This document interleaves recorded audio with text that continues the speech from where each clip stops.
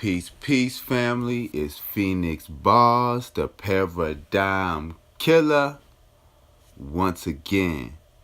And this is the Social Political Science of Iron Man, Part 3, Part 2. Now, I'm going to finish this shit right here and right now. So, starting at Iron Man 1, we got a congressional hearing, and they're trying to say that Tony Stark should give up his suit because he's unstable, and just having the technology out there is asking for trouble. So in fly nigga fashion, Tony Stark's uses Jarvis to hack the congressional mainframe. And not only does that, he hacks the whole system. Not only does he hack into the congressional, which they should have, they're thinking how things fully work, which they should have their own private system of security. Not only does he break that, he basically breaks into the damn internet and finds all of the private videos of these different nations, and even Hammer bitch ass fucking up, killing, like he said, some of the nations are 10 years, 5-10 years away, and Hammer's 20. You know what I'm saying? So it's really not no threat. These motherfuckers is not seeing Tony at this point. So after he proves that, and he's about to walk up out of there, he's about to be like, fuck y'all, and walk up out of there with another win. Because this is not the first time. I forgot how many times Jarvis said that. I want to say his 10th congressional hearing. He's gotten W's 10 times against the system. And a lot of people don't peep that about Iron Man. They say he goes against the system over and over and over. Yeah, he has the money. Yeah, he has the know-how. But what I'm saying is, especially we as black people, we have the genetic know-how to become masters in shit very, very, very, very swiftly. And then the money is a side effect. The money's nothing. So we can use Iron Man as a blueprint. So I want to say that. So he's about to walk out on these fuck niggas. He's like, fuck y'all, and I'm out. Then bitch ass Rhodey comes strolling in his suit of oppression. That's his real Iron Man suit. That symbol of oppression that he loves to wear so much. Then he comes in, writing reports on your man, selling your fucking man out. Sold your man out. He comes in, he tries to sell Tony Stark. Well, he basically does sell Tony Stark out. Tony Stark still walks out with the L. But then when old boy from Russia comes and shows that he can produce the same technology as Tony, that's when shit gets real. Now let me say something real quick, and I'm just linking everything to all the Marvel shit. We see in Captain America, I think, that Gary Shandling, who is a senator or congressman in Iron Man, that's where he's first introduced, is in Iron Man. We see in Captain America how Gary Shandling is a part of Hydra. So, peeping game then, knowing that Gary Shandling the whole time is a part of Hydra, now you see that part with Hammer and Gary Shandling playing golf when he calls the Russian dude to see the progress of the suits, which he lies to him. So it shows you how The problem with the fair people is that they're closed off and they need to work on ego. The ego is our best friend and our worst enemy, and we have to understand that shit. So on the fair side, it's that we're not listening to each other.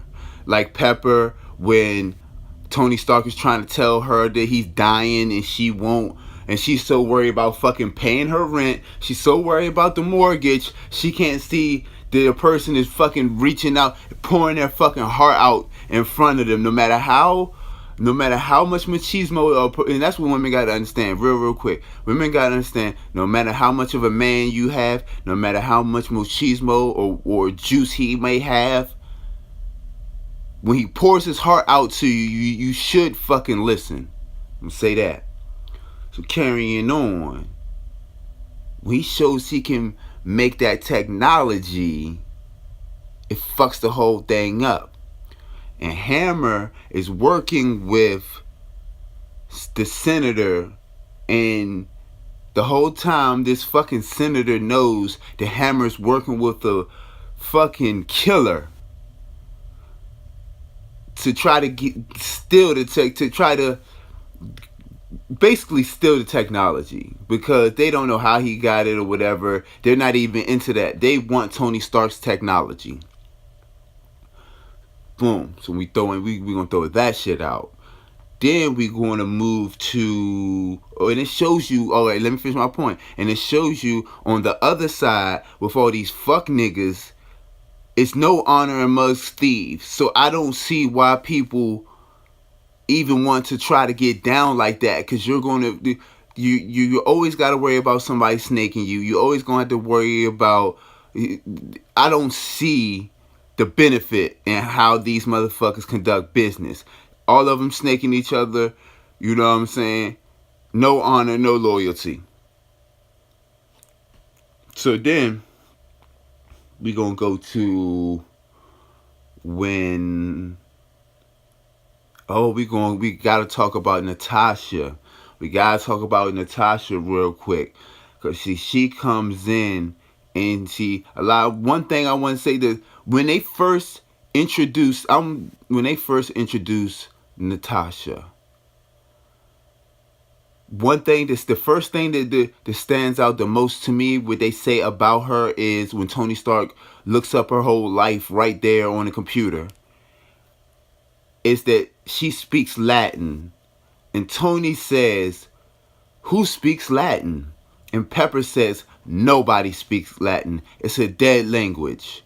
But then later on, she speaks Latin to Tony Stark. And he's like, what the fuck does that mean? Stay in place, or I'm gonna have you put in place, motherfucker. But she says it in Latin. So I'm showing y'all how they're showing you how the system gives you lies, and if you pay attention, you can get to the truth. Pepper believes in the fucking system and says, and honestly think that Latin is a dead. Latin is far from a fucking dead language. In the term dead language is an oxymoron. It's idiotic to me. There's no such thing as a dead language, because language does not die. Language can always be reinstituted through parent and children languages. Shout out to the fuck nigga. That's where I got that shit from. A nod to the fuck nigga, where I got that shit from. But anyway, continue. Niggas try to fuck shit up. Hammer. Oh, this is how I'm going to end it. This is how I'm going to end it, family. And this is going to be how I end the first phase of my Iron Man analysis. This bitch nigga Rhodey gets in. Yeah, Tony. See, the thing is, I'm not saying Tony Stark should have told Rhodey bitch ass, but if Pepper would have let Tony tell him what was really going on, Pepper would have never let bitch ass Rhodey take the suit from Iron Man. So that's one thing I want to point out. If you have somebody that you can love, you need to get over the ego shit and make them listen to you. You need to get over that shit and try to make them listen to you if they're being hard-headed, because that could have saved a lot. So they get in a fight, and Tony lets this bitch nigga fly off with the suit. And Rhodes wouldn't have been a bitch nigga if he had that shit in his closet or some shit, or had that shit in a secure place and just kept it for when he takes it right to the military base. And the first thing they do is say, call Hammer. He's like, well, I don't think, no, you follow the fucking order, nigga. You sell out Uncle Tom, nigga. And that's what I want people to see. These people don't respect you for selling out.